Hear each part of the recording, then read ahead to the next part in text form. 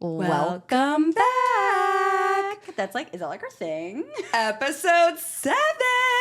That's mine. That's mine.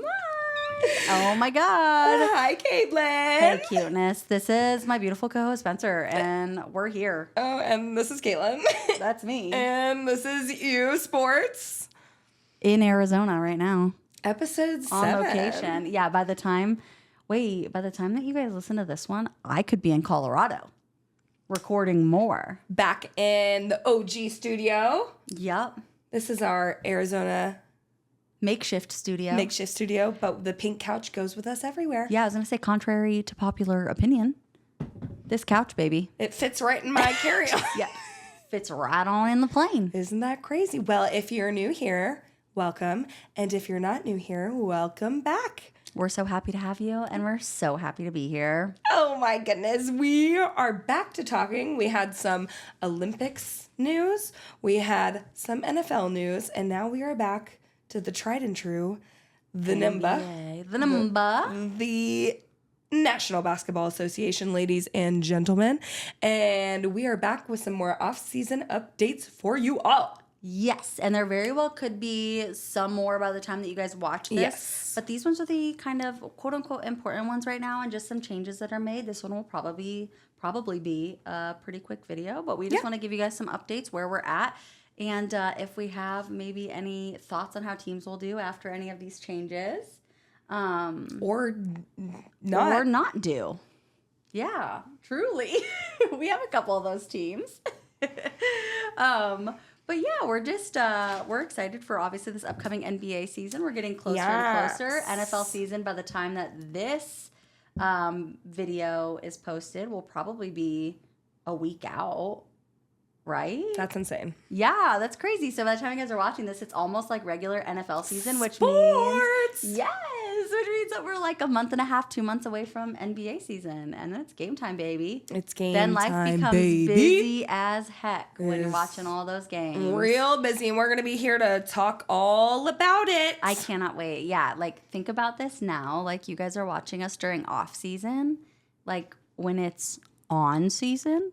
On season, that was funny because it's like the opposite of off. That was good. It's not even a thing, but I liked it. When the season is active, when underway. When we're moving and grooving, you guys are gonna have like content up the butthole from us, truly. Up the. Yep, just up there. NBA week 1, NFL week 1, NBA week 2, you know, all of the weeks and all of the things. We're so excited. So excited. Off season has been so much fun, like together, and to just like talk about all the off-season happenings, but it's going to be even more fun when like the season is underway and we get to see what our predictions are doing, if we're doing well or if we look crazy. I know we literally have to keep like, I feel like each week we need to see how right we are out of what that actually we have to. Yeah, no, truly, because or I guess after week 1. Yeah. Yep. I'm excited though. I'm so excited for this stuff to get underway. The last few weeks since we talked to you guys last about like NBA updates and everything, we've probably had, I don't know, like 10 important trades and pickups and stuff. So I don't know if you saw Spencer. Sorry, my body just did that. That's so crazy. I don't know if you saw Spencer there, but she was rocking the baby. Because Russell Westbrook is a Denver fucking Nugget. And Sorry, Mom. If you are new here, we are Nuggets fans. And so this is exciting for us. I live in Denver. Caitlin is from Colorado. Yep. She's not currently there. Nope, but born and raised there, lived there for 28 years of my life. Nuggets Twitter is the reason we are here talking to you. And it was so funny because everyone, I think, assumed that Nuggets fans were going to hate this. Yeah. But you know what? For the most part, it was the rest of Nuggets the league that hated it. Listen, you haters. I love Russell Westbrook. And my friend literally called me and was like, are you like so mad about the trade? And I said, what? And she was like, oh, like, I don't know why. For some reason, I thought you wouldn't like this. I was in love with Russell Westbrook my freshman year of college. Yeah. In love with him on OKC. I have loved watching him play. I love watching him on the sidelines dancing. I literally was like, am I going to see Russell dancing on my bench? That's what I said. I was like, are we going to get Rock the Baby in Denver? Because guess what? Even if he even if he leaves one day, I'm keeping Rock the Baby in Denver. It's one of my favorite like sellies. I will be buying a Russell Westbrook Nuggets jersey the second it drops. So yes, too. Russell Westbrook agreed to a deal with the Nuggets for 2 years, $6.8 million on July 26th. And he is now our backup point guard, baby. And you know who else was important in this trade? Mr. Nikola Jokic and DeAndre Jordan. They sold it. I love that. And Jokic went to the front office and said, we want him. And what Nikola Jokic wants? Nikola Jokic gets, baby. Bam. Yep. I don't know. I just like, I'm so excited about this. I'm a big Russell Westbrook fan because I'm a really big fan of playmakers and stuff like that. Like I love like Nikola Jokic, like Steph Curry. Like I love players that like make the game happen. And that's, I feel like, exactly who Russell Westbrook is. And a lot of people, like everyone around the league, like fans from around the league, were so like just being such haters about this. And we're like, oh, you guys really think this? You guys really think this does stuff for you? Tomato. Yes. Like, first of all, cut the shit, okay? Like, people are hating. And I understand, like, the last couple of years, like, Russell Westbrook has been in LA teams. And I equate it to Kyrie Irving the last couple of years, okay? Ooh. Like, that's the way that I equate it, is that, like, I don't think that it is the person. I think that it is, like, the organizations that they're with and just, like, the way that the media role that is portraying them. Yeah.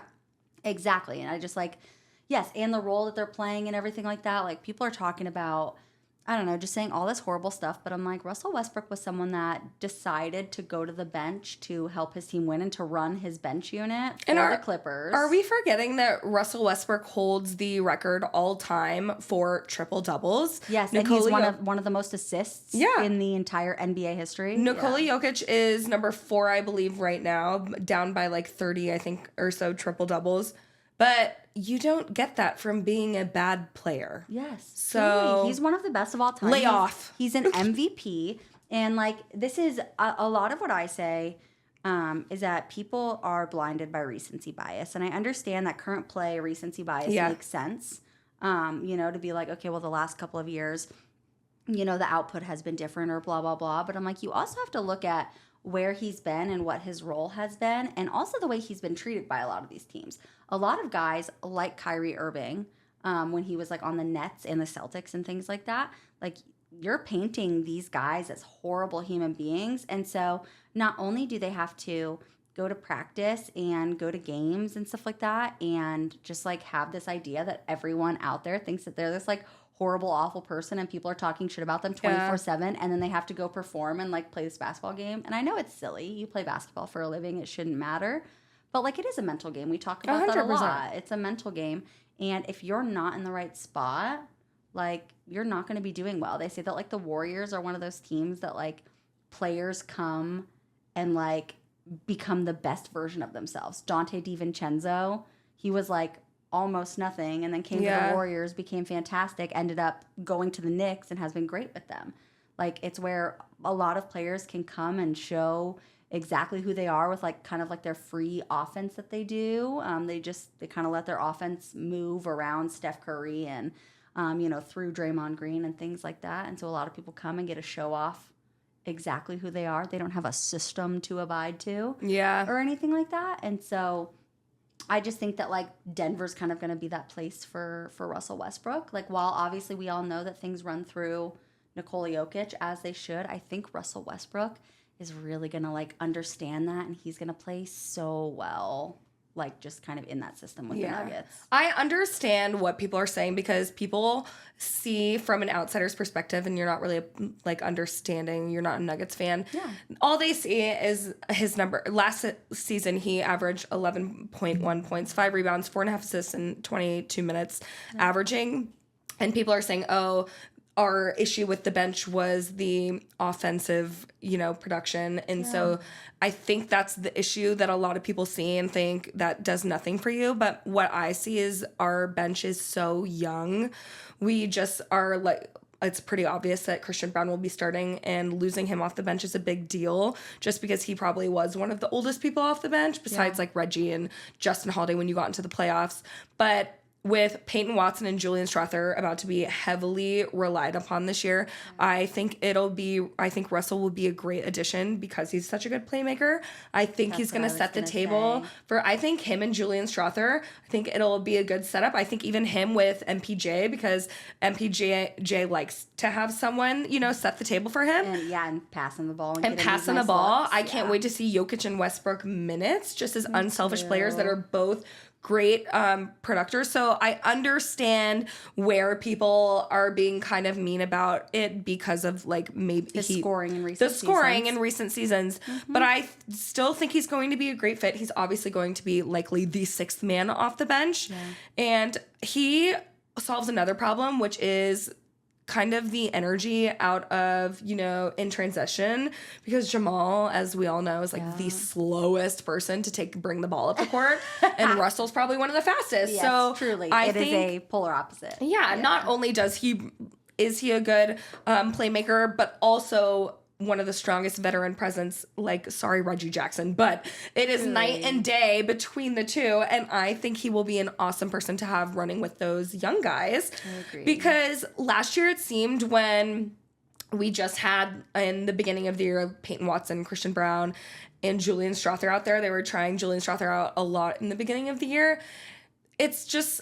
they're young, so it's almost like a deer in headlights, because you're scared to make mistakes because then you get taken off the floor. Totally. And so I think you're almost scared to try. Yeah. Because then you're like, well, if I try this risky move and I F it up, then coach isn't going to play me for a month. Totally. So I think this will be a really good presence with the bench unit, hopefully. I pray to God that I do not see Jamal Murray and Russell Westbrook minutes. Those minutes will be rough. Will we? Probably. Yes. And I'm going to cry because Coach Malone I hope he is such a smart and good coach though. So I hope that he sees that and limits them as much as possible. I mean, I thought he would have saw that with Reggie Jackson and Jamal Murray, but he did not. I'm sorry, but those were some of the worst minutes I've ever seen. I don't think Jamal Murray does well with other guards on the floor. I don't know what it is. I think it'll be interesting. I think their relationship should be interesting. Russell is such a strong presence, I believe. And so I don't know if we all know, well, not we all, but a lot of us know how Jamal is. He's kind of cocky and I hope he doesn't see it as his toes being stepped on. Who knows? Yeah. I'm, this may be just me putting my own thoughts on it or opinions, but I think as long as that relationship is fine and they all get along, that this can be productive for Denver, even if he's not someone going from the bench that's going to score 20 points a night. Well, okay, so that's what I was actually going to say is that, for in my opinion, Russell Westbrook, I don't think that he was even really brought on to be a scorer because we do have those young guys who can score, but they're also fantastic on defense. And Julian Strawther has been doing amazing in Summer League. Yes. I think he's done, right? Yes, they're all done. Yeah, they're I think they pretty much were okay, we've seen enough from him. Exactly, yes. And so for them, I feel with Russell Westbrook being kind of that bench leader with a bunch of young guys, I don't think people realize how much that veteran leader championship knowledge type presence really goes so far with young guys. And I feel far. Yes, and I feel like they didn't get him for his scoring, but for his assisting, for his playmaking, for his rebounds, because he is also to set up the young guys. Yes, and he's a very small, athletic guy. He's one of the best small rebounders in the league. He's one of the best rebounding guards. 100%. He literally relentless pressure at the rim. Absolutely. And a high level of commitment on defense. Yeah. He's a pest. He's not a yes, he's a pest, and I don't think he's a liability like everyone is acting like. Yes. I personally think it'll be really good. I don't think it's wow, he's going to make us a championship team, but I think it's a great trade. We're definitely winning this year, no doubt about it. No, I think it was I was talking to Will. Hi, Will, if you're watching this. Hi, Will. I commented on something nice on his Twitter and everything like that, and I was just saying that I would give the Nuggets kind of a net 0 this year because you lost KCP, also lost Justin Holiday and Reggie Jackson and everything like that. So you lose a few players. KCP is. Did we lose Justin Holiday? Yeah, I don't think he's on. I think he's a free agent, and I think they let him go. What? Yeah. No way. Yeah. No fucking way. I thought they re-signed him. It says who last played for the Denver Nuggets, free agent. Yeah, I don't think they picked him back up. Damn, that makes me really sad. There's a lot of players when you're, a lot of good players, especially like KCP and everything like that. But you also pick up Russell Westbrook, and you have a lot of young guys that you're expecting a lot more production to make from a big year. leap this year. Exactly, and there's 3 really great young guys. I really do think Julian Strawther showed so much promise last year, and I know his injury kind of sidetracked his development last year, but I think this year he's gonna have to be relied upon. Yeah. Same with Peyton Watson. He showed so much promise. That's he was what I was gonna say. Yeah. so amazing defensively. Swatson. I love Swatson. Peace Swat. Yeah. He's like my mom's favorite player on the team. We love good Mom blocks. is smart. His wingspan is insane because this whole time I thought he must have been like 6'11", but I think he's only like 6'8", only 6'8" or something. But his wingspan is nuts, and That's crazy. Like, to see him earlier in the year when we were playing the Suns, keeping up and kind of locking down Kevin Durant, I was like, oh yeah, he's gonna be. Yeah. And that was his first true. It wasn't his rookie season this past year, but it was his sophomore season and the first season that he was actually getting actual good minutes. And with the veteran thing, it was so obvious in our championship run and compared to last year because we had Ish Smith and Jeff Green, Uncle Jeff on our bench unit. Yeah. And I think they were underestimated in how much they meant. I mean, which other teams immediately picked them up. We couldn't keep them because of that reason. It's hard to keep a championship team together. And those 2 guys, while they're not the guys that are going to win the game for you per se, they're going to help you win the game 100%. And they were 2 wonderful players. So last year, I think that was what was severely lacking in the bench unit. Not that Denver has had a really great bench unit for the past couple of seasons, but I don't think Russell Westbrook is a bad pickup, and I'm sick of everyone saying he is. Nope, and I hope he proves everyone wrong. I hope he has the best season of his career past like his like prime. Too. Yeah, since his like MVP days. Me too. And I hope he's treated well. That's such like a weird thing to say. But that's what my friend said. Madeline was like, he's like had such a hard time, but I love how welcoming Denver fans are, and they're so nice to all of our players. Like, we love our players so much. And there's always new nicknames for them, like Julian Strawther, like when he would go off, it'd be a Strawburst. And then Swatson. I think Denver has a real love for their players, especially I think because they were bad for so long. I lived it front and center. Just for me, Jokic is literally in his prime, and he's never going to be as good as he is, now. Yeah. And so I'm just really hoping, I think the type of player Jokic is, he deserves more help, and he deserves to get another championship. If we had one active all-star player, I fully believe we would have won the championship again last year. Totally. So just with that help. Nuggets front office, I hope you know what you're doing. I'm excited. I'm excited, though. I'm excited for these young guys. I'm really hoping that this is a big year for them. Yep, I agree. I love that. But that's, I guess, enough about the Nuggets. We only had like one thing to talk about with the Nuggets, and we can't shut up about it. We love it. Listen, I live in Denver, but now we're in Phoenix. Well, we're near Phoenix right now. Should we talk about the Suns? I don't really want to, but we can, because the Suns, Caitlin, got Tyus Jones. They're contenders now. Okay, but wait. I need to say how excited I am about this because he's not on the Wizards anymore. So as a Wizards fan, he's out of there. This was great for me. Listen here. But when are we going to stop pretending that every offseason the Suns are going to be great, are without a doubt the championship contenders, and no one can the new team. Get out of here. Yes. Okay. So, and this is what's, obviously some Suns fans are excited because Tyus Jones is a true point guard.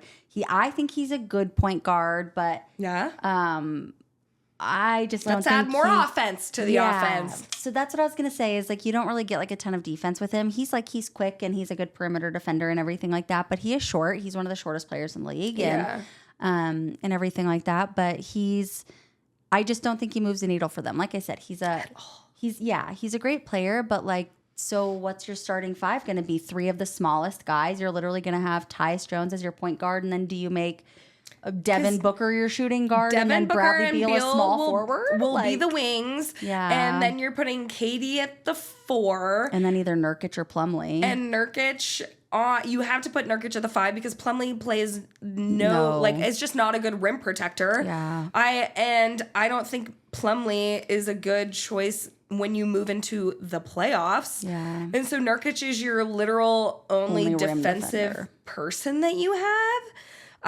It's just unreal. I think, and especially because Nurkic is not that fantastic. They have to sign a versatile big that can play like small ball 5 because otherwise they're gonna have to use Nurkic or Plumlee or KD at the 5, which is just like it's crazy in the playoffs, and it's just I don't know. I was saying that the Suns are taking a page out of the Warriors book because the Warriors are like the only team that haven't really had like a true 5. They've had like a lot of stretch 4s, a lot of stretch bigs, and everything like that aren't true centers. They haven't had them for like a really long time. And that's kind of what the Suns are doing. They're rocking the 3-guard lineup. I think it's over. I think the Warriors did that, and they mastered the it. Rest and then of the over. Correct. The rest of the league has now adjusted to having bigger. A true center. Yes, exactly. Everyone has gotten bigger. Absolutely. I mean, you saw it in the Timberwolves. Everyone is big now. Gobert, you literally have like 3 7-footers on the Wolves or something close to that.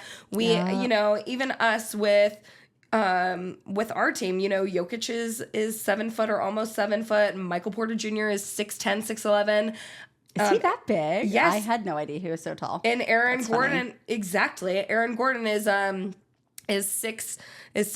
That's the issue though with Michael Porter, because it's like, dude, you have to remember. I think he forgets how tall he is. Yeah. Because I forget how tall he is. Your defense, dude, could be insane if you just put your arm up. Put him up, baby. Just do that. Put him up, baby. That's all I'm saying. You're 6'10", 6'11". That's crazy. And you can't play defense. Just do this. Yeah. They can't see over you. That has nothing to do with this, right? Well, I guess. But it's just a lot of the teams are big, and I just don't think it works anymore in this generation. So, because now their second lineup is Royce O'Neal, Plumlee, Grayson Allen, Monte Morris, and Josh Okogie. And then Bol on the deep bench. So they need to trade Nurkic or Okogie like ASAP. I think Bol should be starting. I love him. Is that your bold take? Your Bol take? No, I just want to hug him. He seems like such a baby.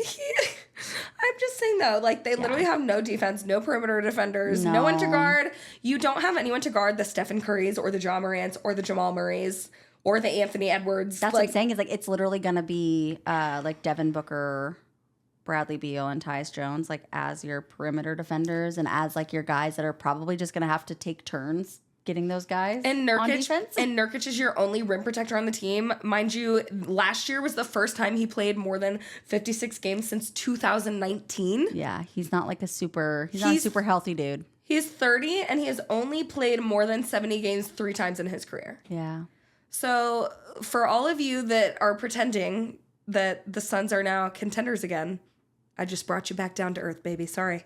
On our way back down to earth. Yeah, I had to bring you right down real quick. Down to earth. Because let alone, it's not like your super 3 is ever super healthy either. Yeah, so no, truly, you have Katie getting injured all the time. Bradley Beal was injured half the season. 30 games. Yeah. I don't know. And then when one person wasn't injured, the other person was. Yep. So I don't think we've really seen the 3 of them play a full season. We definitely haven't a full season. Heck but no. Not even. I don't even think we've seen them play more than 20 games together. No, that was insanity. I understand it's good because you have a point guard now. Yeah.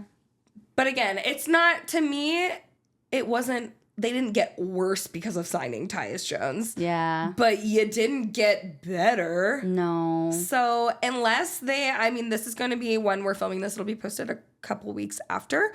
the active trades that we're talking about right now. So, yeah, Phoenix Suns, your front office has some work to do. Yeah, well, and I was going to say another random trade and everything. David Roddy was traded to the Atlanta Hawks for E.J. Liddell, which is, again, just nothing. It's just nothing happening. Like, you're not... That's why I went, oh. Yeah. Oh, okay. Yeah, it's like... It's, nice. It's cool. not super exciting. Obviously, that does nothing for the Hawks either. David Roddy is fine. He played for Memphis. I think he was drafted to Memphis. But again, are there actually any Hawks fans? I don't know. If I've ever met a Hawks fan. Yeah, no. I literally told. If you're a Hawks fan, please comment below. I'd love to see that they exist. Thank you. I literally said that on one of the episodes a few weeks ago, and I was waiting, and no one said anything. So. Hawks fans. Awkward. Where you at, baby? Where you at, baby? Baby. But yeah, I just, sorry, Suns. I mean, I live in Phoenix. I will definitely. Sorry. I mean, not in Phoenix. I live around here. I don't know. But like, I'll be going to some Suns games this year, hopefully. And getting to like watch them live and in person. Kevin Durant, don't get me wrong. I love KD. KD is my GOAT. Like him and Steph Curry, like both when they were on that Warriors team. But I have always said I used to get in fights about KD being my GOAT over LeBron back in high school. That's awesome. Yeah. So I love Kevin Durant, and this is literally nothing against him. I'm like talking as the Suns. It's just the roster build. Yeah, I'm talking about the Suns like as a whole and just their roster. It's just like not cohesive enough for it to do anything. Like, does that make me sad for KD? Yeah, but also like he has plenty of rings, so he's fine. I think they were saying, what did they say? They were going to run it back, quote unquote. They want to try. Yeah. They want to try a full season with the big three, quote unquote. Okay. Which is fine. You try your season, you have but after your that, great offense. You and the Pacers will run up a 140 score on each side. Good for you. Straight up, but they'll get 140 scored on them too. No defense to be had. Yeah, I just I think that after this 24-25 season, I think that like the Suns as a whole are going to have to they're completely screwed restart. Because of all the money that they poured into these stupid guys. Bradley Beal and stuff too. They're not. Katie's not stupid. Sorry. No. Anyway. Well, while we're talking about Western Conference teams that are either A, moving the needle or not moving the needle, the Mavs picked up Spencer Dinwiddie, and I think that's like a fine pickup. What? Huh? Spencer? Yeah, you. Oh, shit. You're on the Mavs. I forgot to tell everybody this, but seeing as the Nuggets picked up a Spencer and so did the Mavs. Oh! Ow! I was gonna say there's two-way players in the way of the G League and the league, but I'm going to be the first two-way player for two teams. That's hot. But it just kind of like applies to the Balkans. So it's because I can play with Luka and Jokic. I think that's great. Thank you. I'll be signing jerseys later. Thank you for coming to my TED Talk. But Spencer Dinwiddie, the other one. Oh, not me. Okay. Yeah, like the other Spencer on that team. Yeah. He is a fine pickup, but I just think that like this signing is really funny because like in the last 2 seasons, Spencer Dinwiddie's been like around the world in 80 days. All around the world. All around the world. We go all around the world. If you don't know the Cheetah Girls, whatever. Literally whatever. Welcome to U Sports. Okay. This is your inauguration. Yeah, straight up. But so Spencer Dinwiddie has been all over in the last 2 seasons. Like he'd been moving. Yes, he was with the Mavs, went to the Wizards, then went to the Nets, and then he got like let go from the Nets or waived from the Nets, and the Mavs wanted him at the same time that the Lakers wanted him, like during All-Star break and everything like that. I remember him like sitting at All-Star break or, maybe watching some games and stuff, and people were talking about who was going to pick him up because the Mavs were like, we'll pick him up. And then he ended up choosing the Lakers over the Mavs. Womp womp. And obviously that did not work out well. So he's literally been all over the country on several teams, and now he has been actually picked up by the Mavs. And don't get me wrong, I don't think Spencer Dinwiddie's like a really bad player or anything like that. I don't think he's a bad player. I just don't think he's really needed anywhere. Yeah. If that makes sense. His position is not really necessary. I think because he was traded for Kyrie or was a part of that, and or they dumped him once they got Kyrie, one of those. Yeah. So I just think he's like kind of unnecessary. I mean, he can be a third, like a backup. Yeah, truly. So and I was gonna say, I mean, like he'll probably be on the Mavs bench, but like then who do you move to like the deep bench? Because I mean, truly, like they are a stacked team. They're a deep team. Yeah. And so it's just like, I don't know, really just an interesting move. Good for you, I guess. Yeah, like I said, I don't think it really makes the Mavs much Maybe better. they think they know but something we don't know. I don't Mavs know. are gonna. If you didn't watch our NBA season predictions, go back to what, episode 4? Yeah, episode 4. Go back to episode 4. And you can watch our NBA season predictions. I have the Mavs at 2 already anyway. I think you had them at 4. So we both have them in the top 4 in the top 5 of the Western Conference. Yeah, we both have them up there in the Western Conference. So I don't think that getting Spencer Dinwiddie really pushes them that much higher. But either way, interesting pickup. I think that's a funny pickup just because of like the drama surrounding him over like the last few years and where he's been and what he's been done. all over. Yeah, I love it. I don't know. It's funny to me. So I find it hilarious. Yes. Not that the Lakers were gonna do much anyway. Don't worry, they got Bronny James. Yeah, they're good. They're golden. Who else do you need? Ready to go. Ready to go. While we're talking about Spencer Dinwiddie going to the Mavs and being a part of the Nets and everything like that, obviously the Nets have been a really big talk of this offseason. Just because they lost Mr. Bridges. Yes, they lost Mikal Not Bridges. the bad one. So true. They lost the nice Mikal Bridges. Or the nice and Bridges. And the good Mikal Bridges. Yeah. Yes, they lost Mikal Bridges, and they obtained a crap ton of picks and Bogdanovich and everything like that. Super awesome. But over like the last few weeks, I feel like they've been quietly picking people up, and I thought that was kind of cool just because – they're not making gigantic moves.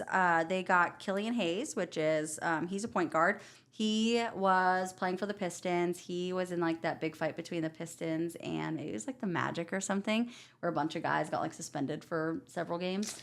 He was one of those guys throwing punches. Love that. And then he hasn't been in the NBA for a while, so I'm excited for him to get another chance in the NBA. I'm excited to see how he plays. He's a young guy. And he'll have an opportunity to play, yeah. Yes, he had a lot of promise, and so that's great. They also picked up Zaire Williams, who is a small forward. He's 6'9", pretty tall, which will be great because you lost Mikal Bridges. So Zaire Williams, you kind of get like a younger version of Mikal Bridges, which is really cool. Zaire Williams played for the Memphis Grizzlies the last 2 years. And last year with Ja being out and just with them having like a really young team, I always called them the G League Grizzlies because they had so many injuries and so many. They had to bring up all the G League players. Yeah, they had to bring up all the G League players and their two-way players. And so he did get quite a bit of playing time last year, about 20 minutes a game, I think. I think he averaged like 9 points a game and stuff like that. He wasn't bad. He's a good, young, promising kid that works really hard. So I think he'll be good. And then they also picked up Shake Milton, who is a point guard / shooting guard. So they got 3 young, like, just guys that need chances. And I was reading a little bit about it, and I really liked what this article said. They were just saying that the Nets are not focused on results this year, but development. And so they're picking up a lot of guys that they're kind of able to get opportunities to. Obviously, they have like 500. Poor Nets. They're like, we're not winning anything. We don't care. But at least we can practice. Straight up. That's kind of their vibes because, like, I mean, they literally have freaking like 700. We're so sorry, Tyler. We love you, Tyler. I'm so sorry about your Nets, bud. I'm so sorry, buddy. Literally though. But they have so many picks over the next several years that I think that they just know, like, it's not happening. They're rebuilding. It's not happening. It's right a now. rebuild. Yeah, it's not going to happen. But they've got a ton of picks coming that they can rebuild with. Exactly. And so I think that when you pick up Killian Hayes, Zaire Williams, and Shake Milton, I think when you pick up guys like that and you have an opportunity to play them this year with someone like Bogdanovich and they're Cam playing Johnson, with no pressure. I mean, totally. Yeah, like you just kind of get a like free play. They get to, see. You're not on a contending team. You don't have to worry about your coach being like, "Oh yeah, one mistake and you're out, buddy." So true. Yeah, they get it. They get a chance to make those mistakes. They get a chance to learn, and I feel like all 3 of those players are good, promising players that like can get the chance to show themselves off. And then obviously, look at you with the positive reframe for the Nets fans. You're so. Do you wonderful. know me? Do you know me? I'm like, Meanwhile, I'm like, Phoenix Suns, you suck. But Nets fans, we love you. Yes, I am quite the I'm quite the optimist. Yes, I'm quite the optimist, which isn't always that great. You know what's so funny? So Caitlin and I think people like joke about us and they're like, oh, good cop, bad cop. Caitlin and I are like such the same person when it comes to like people. Yeah. But I have been raised such the competitor that like I turned into a different person. And it was so funny when people were like, oh my gosh, Spencer, you seemed so much nicer on the first episode. I've only seen Nuggets playoff Spencer on Twitter. Who's like yelling. I'm like screaming and like F you for effing Great. But yeah, so I promise you guys I'm really nice, but I am really competitive and I get very like defensive and intense about people that I don't know. And like I'm polar opposite. But I'm never going to be mean to someone in person if that helps. I love that for you. Thanks. I just like, I'm someone that like, when it comes to sports and everything like that, I obviously like grew up around sports, but I didn't grow up with like a ton of competitiveness. Like we always joke in my family that like I got all like the emotions for my entire family and everything like that. And so I'm a very like, I get like emotionally attached to people and things very easily.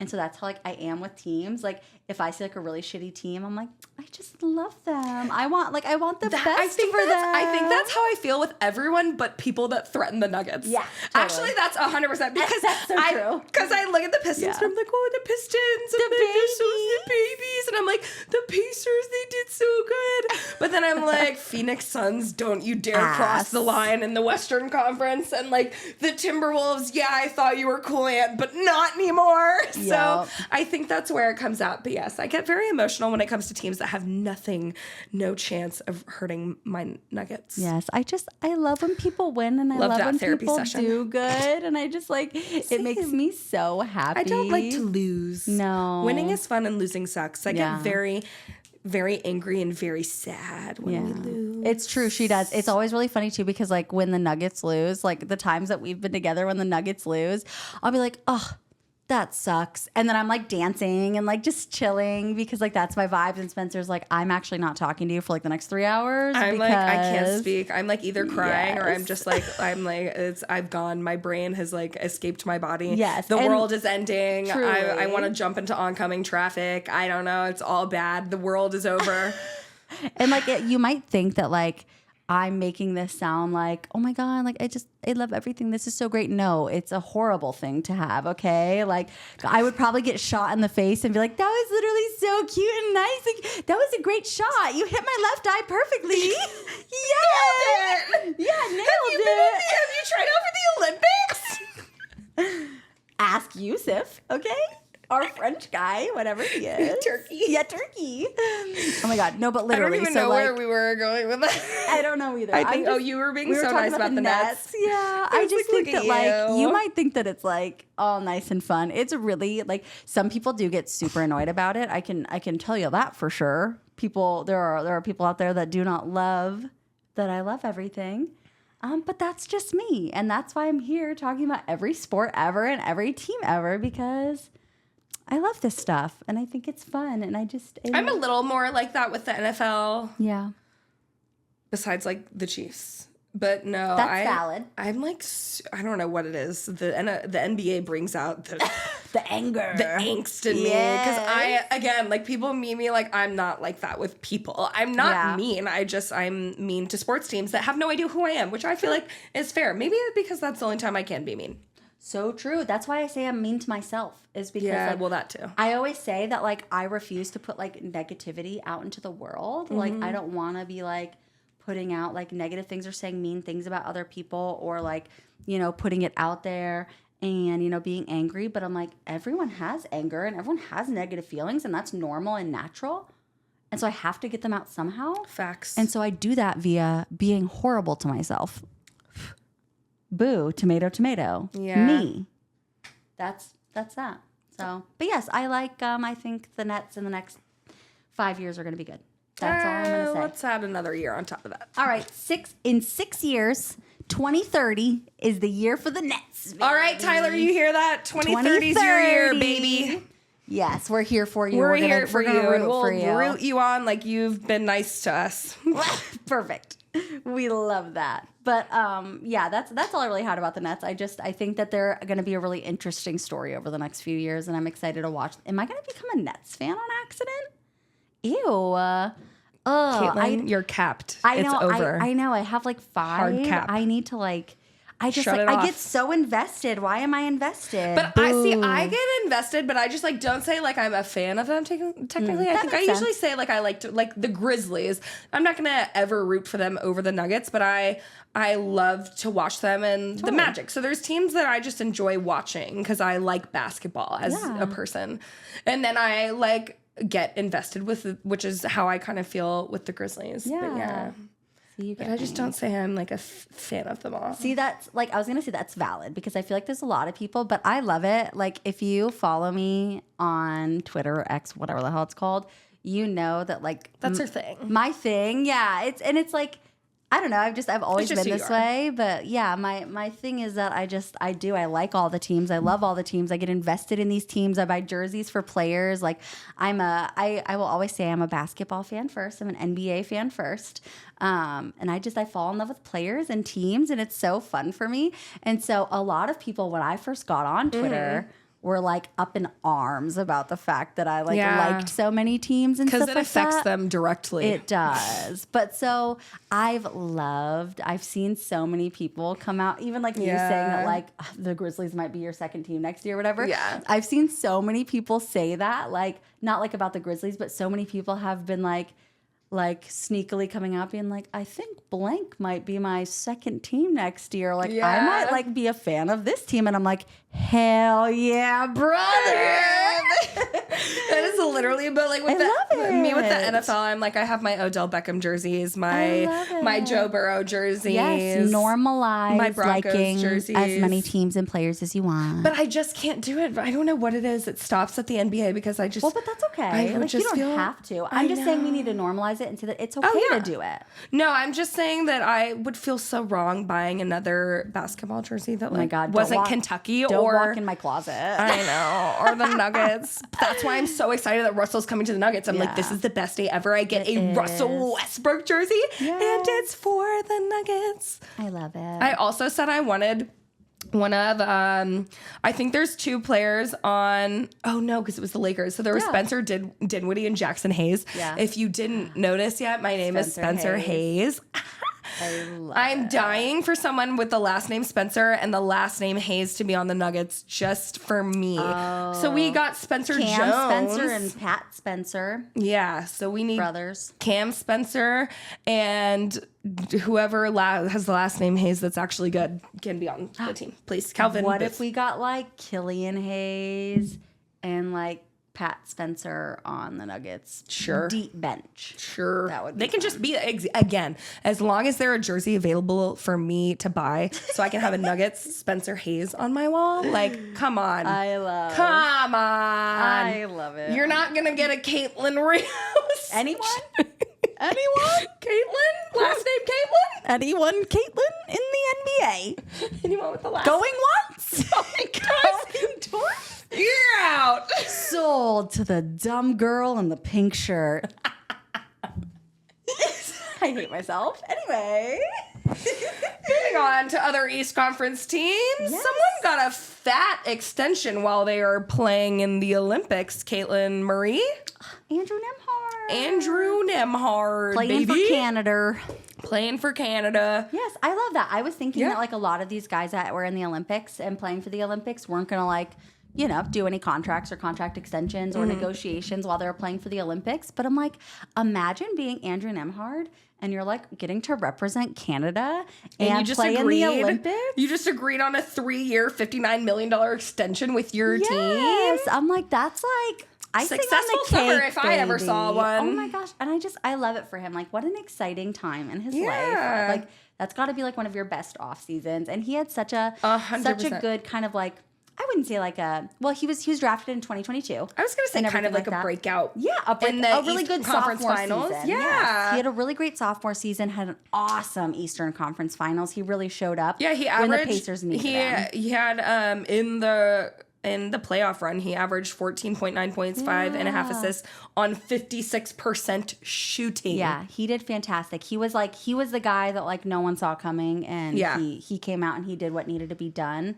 He did what had to be done. He did. Baby. I love when people show up and show out. We always say Yes, that. ma'am. It's incredible. And so I just, like I said, what a fantastic time for him to get a fat contract extension while representing his home country and in the Olympics, and just really getting to do what he loves and get to be so damn proud of that. So good for Andrew. I'm happy for him. That's great for the Pacers. The Pacers get to keep him long term. I liked him on the Pacers. Pacers were one of my like favorite like Eastern Conference watches last year, especially me too. In the beginning and towards the end. It was really fun. I like that team a lot. Me too. Yep. And then speaking of other Eastern Conference players getting fat contract extensions, Jarrett Allen just got a 4-year veteran contract extension. Mr. Fro. I love him. Mr. Casual. He does not care. He's fantastic for them. Yeah. He is. He's so good for the Cavs, and I love that they get to keep him long term. Nothing super crazy there. They just get to keep him for 4 years, or as far as I'm concerned. Who knows? Who knows how that works, but they did sign him to that 4-year contract extension. He's been such a big part of their team for the last few years. He was a really big part of their short playoff run this year. And I think he'll continue to, straight up. I think they'll continue, or he'll continue to just add to winning to their team over the next several years. Because he's a pretty young guy too. So he's only 26. And they say that your prime is like 27 to 32. Yeah. And so they're getting this man for his prime. He's a hard worker. He's someone that really likes to play for the Cavs, and he works really well with Donovan Mitchell and Darius Garland and Evan Mobley. Like, he works really well with the rest of that team. So he's a good fit for them. So it's smart to keep him. Yes, I like it for him. I like it for them. So I'm excited.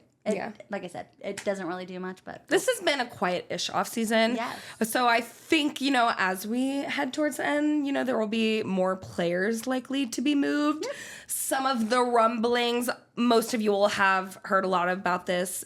Recently, I feel like more people have been talking about Jeremy Grant being moved from the Trailblazers, which I think we all kind of expected after Damian Lillard requested a trade out of Portland the day after he signed a 5-year, $160 million deal last summer. Bitter. I would be so bitter. Wouldn't even begin to describe it. I would be so mad. So I think I think he's been fine. Like, he's been playing nice, but I mean, obviously, I don't think he wanted to spend his 30s at the bottom of the Western Conference. But I mean, he should be able to go somewhere higher in the rankings and finish out his career.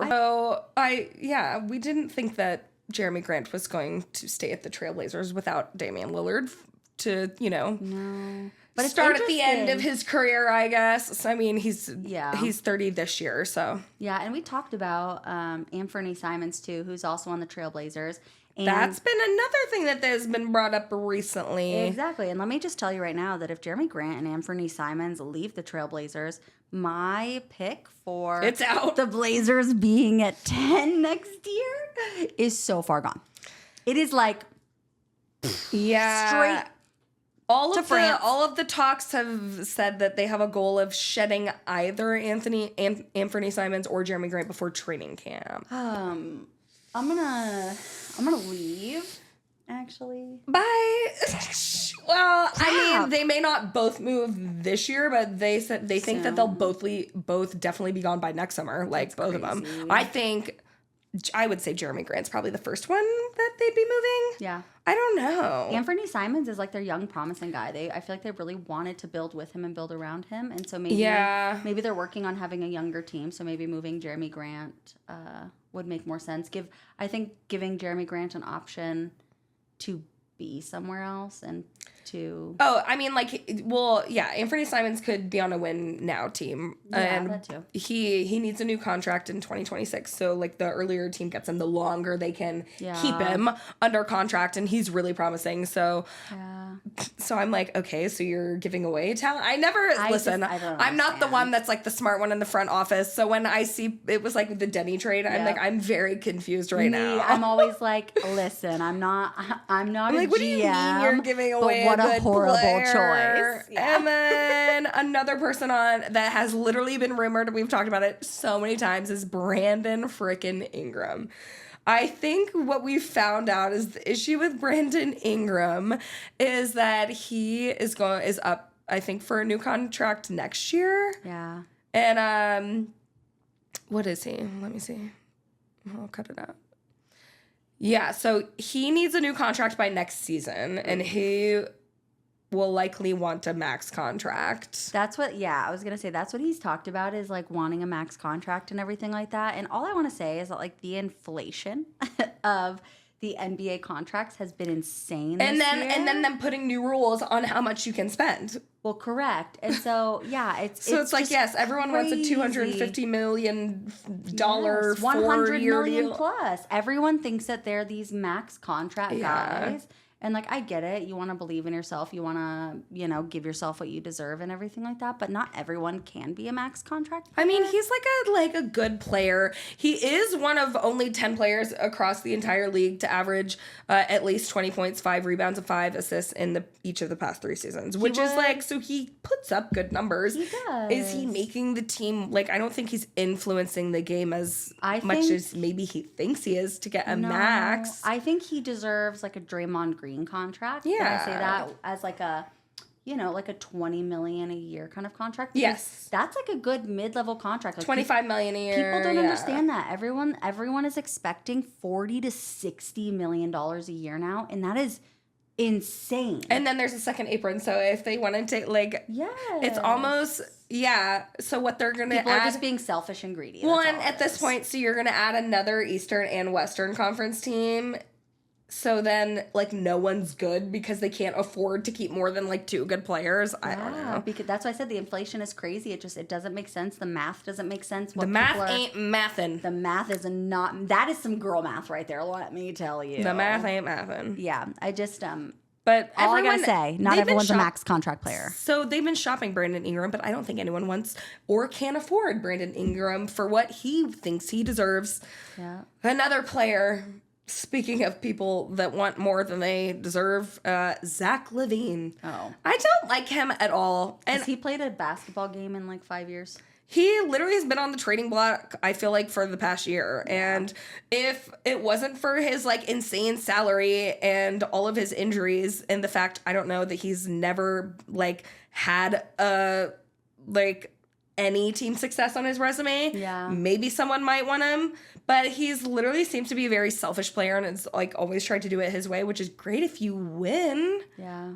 The part, to me, is the system. Is Nikola Jokic is our system, but his system is playing unselfishly.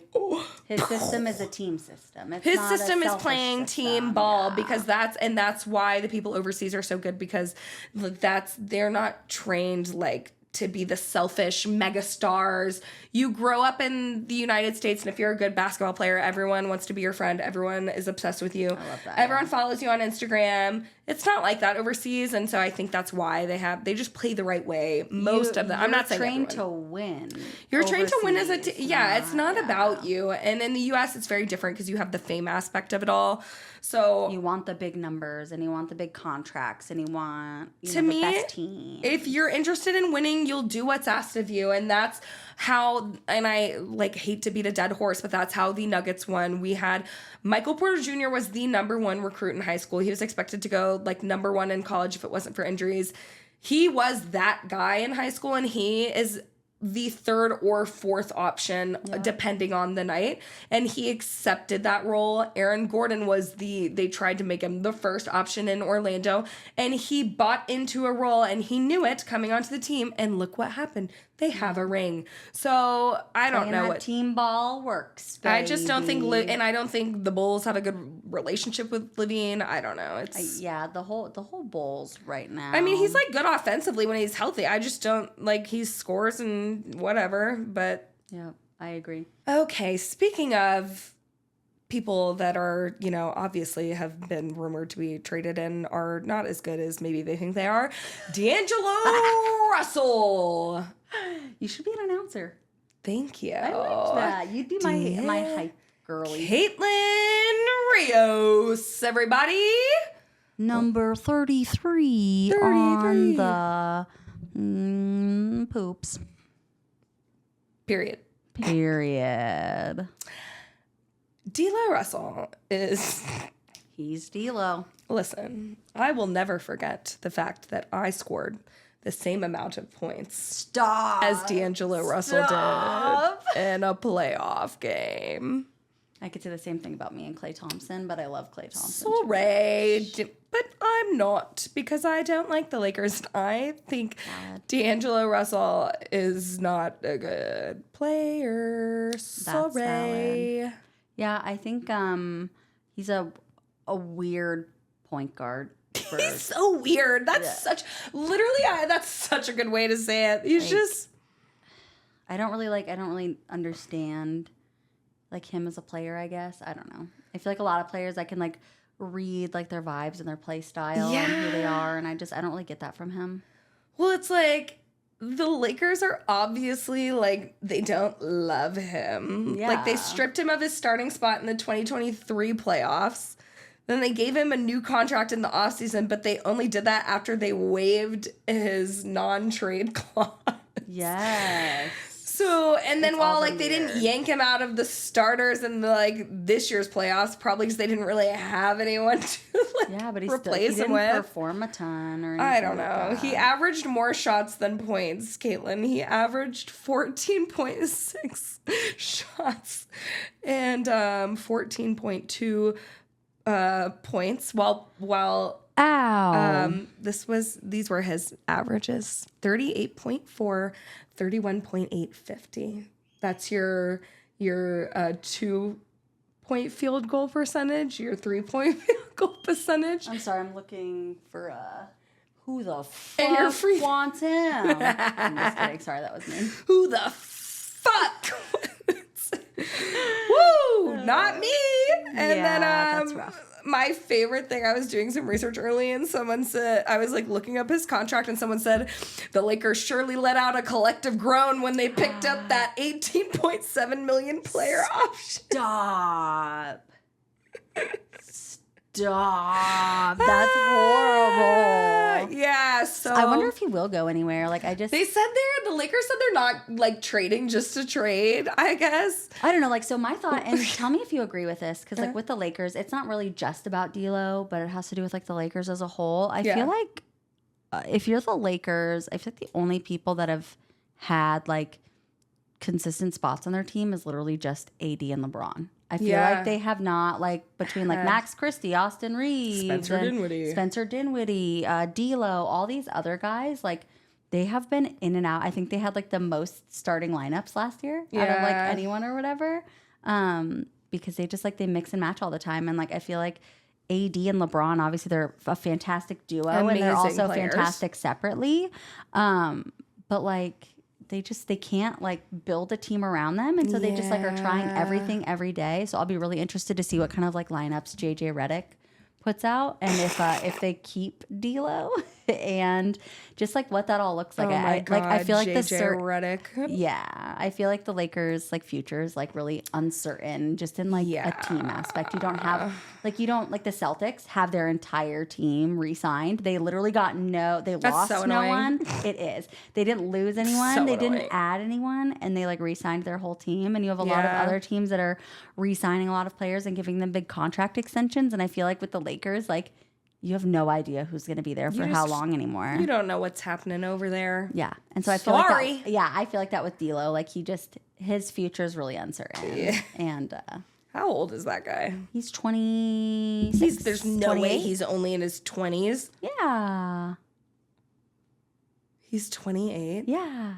Yeah, I was going to say, I feel like he's like the same age as Andrew Wiggins, because they were that big trade with Minnesota. D'Lo was on the Warriors and got traded with Andrew Wiggins. Oh my God, it's so obvious why he's bad. Why? He's from Louisville, Kentucky.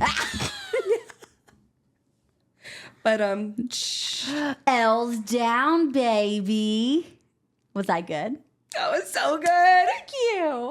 Go me. I'm a college girly at 29. Oh, she's a Go Cats girly now. Go Cats. That's so funny. Yeah, I just I don't know. I feel like he's never really had like a true place in the NBA anyway. That sounds mean, like not like a true place, but like he's never really had like a solid spot. No. He's hopped around a lot and everything. So I don't think so. speaking of him being on the Warriors, though, he was on the Warriors, and the Warriors. I always forget about that. Me too. What a weird time. That's What a weird time. That's because it was the year that the Warriors were the worst team in the league. Ah, there it is. We don't talk about 2020 to 2021. We don't okay. talk anymore. We don't talk about Bruno. No. Okay, I hate us. We don't talk about Bruno. No. Ew, my cackle. Gross. Sorry, everyone. Gross. But speaking of the Warriors, that was so silly. God, I hate myself. I hate us. Anyway. I hate us, but I love us. Truly. Anyway. Yeah. I don't know. Vibes. I don't know. I think was that it? Yeah. That's the off season. That's baby. some more off season. Also, like, just while we're talking about, like, if any of our teams, like, our guesses have changed or anything like that, I've been getting a lot of shit for me putting the Rockets at 15. Listen, people, I understand that they have a fantastic core. I get that. And, like, that's great, but, like, 90% of them are, like, sophomores and, like, third years and stuff. Like, that's fine, but, like, they haven't done anything, and everyone else has worked hard to get better. So, like, I feel like at this point, this is me defending my Rockets stance, by the way. I'm not changing it. I'm not changing it. Because I feel like as they grow and get better. I said what I said. As they grow and get better, and obviously they have Dylan Brooks. They can move on. And Alper and Şengün and stuff like that. Dylan Brooks, the devil. Dylan Brooks. The demon. Dylan Brooks. Yeah, they have those guys and stuff, and I just think he'll, like, that's great. They're good. Cool. They're cool vets and stuff like that for the team, and they have a good young core. That's great. But like, I think they'll be good in a few years. But I think as of right now, they haven't done anything, and everyone else West has. has literally I can't even. I have nothing to say to you if you are whining about that. Yeah, and also that was our Blazers, opinions and not yours. Yeah, and we literally said that 500 times in the video to not complain. It's true, but the Blazers. Truly, if you lose everyone, yeah, you're screwed on that pick. My 10 seed. Where did I put them? Like 13? Yeah, they can be there. That's a valid choice, regardless. Respectable. Yeah. Sorry about you. I know. I don't really have like a lot of other changes on my teams or anything like that, but I just thought that those two I'm probably a little screwed with. But either way, I'm excited. I'm excited for the rest of the off season, and like we always say.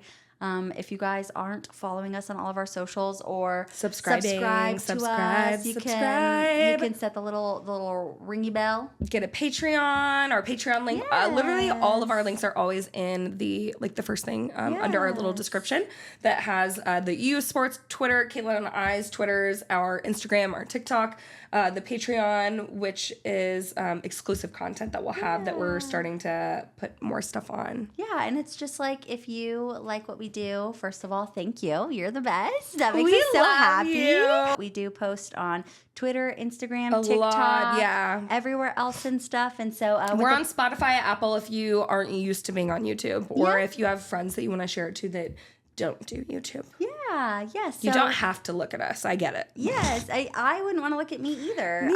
Truthfully, I would put like a sticky note over my face. Do you know how awful it is that I have to edit? Do you know I have to stare at my face for like 4 hours and listen to me say the same things over and over again? And I'm going through pure torture. When I'm going through finding clips and stuff like that and like trying to clip them and stuff for like other social media posts, I'm always like, ew, I hate this part because I listen to it over and over. Because I've heard it over again 20 times. Yes, but either way, follow us on all the other socials because we would love to interact with you guys there. You can always ask us questions. You'll be able to see kind of what we have coming up for our future episodes, what we're going to talk about. We love suggestions on what you guys would like for us to talk about. And after this episode, the next one will probably be back in the Denver studio. I know. I'm so excited. It'll be fun. We'll be going back and forth as much as we can. I'm sure eventually we'll probably have to figure out how to do screen ones. Yeah. Unless you guys want to help us out and follow us, like, and subscribe and get us rich and get us sponsors and stuff. And then I'll move back to Colorado. Do it. Maybe. We'll talk about it. But do it. Yeah, it's fine. Okay. Well, anyway. Okay, we love you. Anyway, we'll talk to you soon. Love you, miss you. Bye. Love you, miss you. Mean it. Mean it. That's a wrap, baby.